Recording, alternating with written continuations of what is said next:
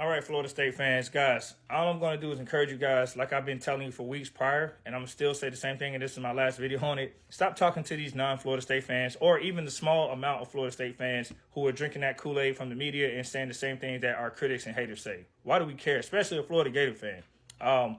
When the Florida Gators played UCF in the bowl game, guess what? They were saying the same thing we're doing, and their players opted out at a way less degree than ours. We had a huge production opt out, whereas they had a few key players, and then they were saying UCF only won because we were missing some of our key players that transferred or opted out.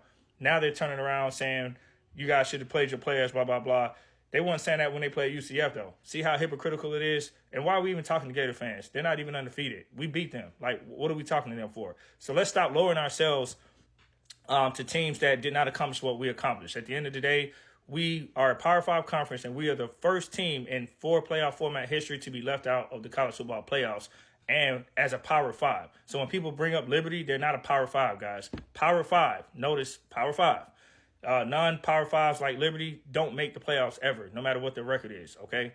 That was a fact. So here's the thing, guys. Florida State fans, I'm going to say this real quick, and I'm done. I've already made videos on a lot of the points that people have made, and they're all emotional, and they're just fans talking, okay? The reality is, guys, college football era has evolved and changed before your eyes. If you've been paying attention to when players first started opting out, this is nothing new, and it's going to become an increase of players opting out unless their coaches hold some standard to players like Clemson does, and I guess UGA is doing, to where the players, encourage them to participate and play in their games. The reality is, guys, a lot of players are not going to do that because they understand the combine is right around the corner, and they're playing in a game that really does not have any value on their stock, 0% on their stock as far as bowl games.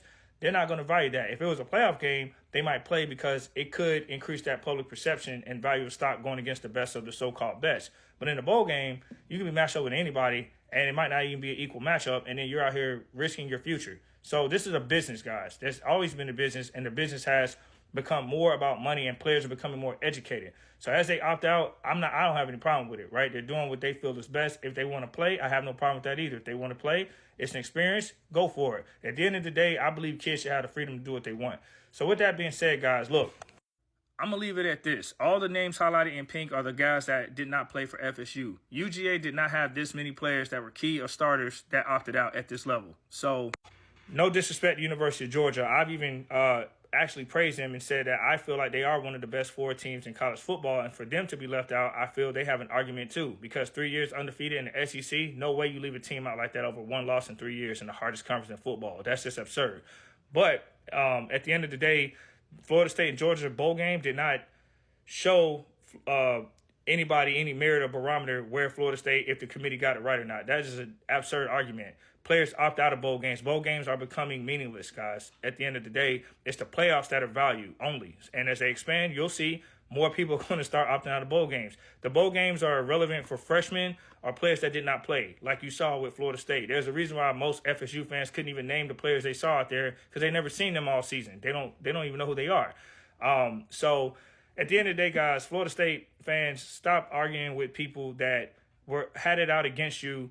But once Jordan Travis got hurt, they were already showing the true colors then. You can't expect them to rationalize something now. They were waiting on a game like this to be able to justify the nonsense that they were spewing once Travis got hurt. Because this is the same committee that had us ranked in the top 4 after Jordan Travis got hurt, only to tell us how they really feel after we beat Louisville and Florida. So if you felt that we were going to struggle or not be good, then why keep us in the top 4? So that is the problem. It's inconsistent. It's always been inconsistent. And now that they've done something they've never done historically by leaving a Power 5 conference champion out of the playoffs, undefeated, they never done that before. It even makes it more or less incentive for players to go out there and play, because they were told this is the criteria to make it to the top 4. Florida State exceeded it. And then you basically get the short end of the stick because money and revenue is prioritized. And that is what it is. So let's stop talking to these critics, guys. We don't need to explain ourselves. We don't need to justify. At the end of the day, college football is the only sport where an undefeated conference champion in a Power 5 could be left out of the playoffs. And I'm going to leave it at that. Go Noles.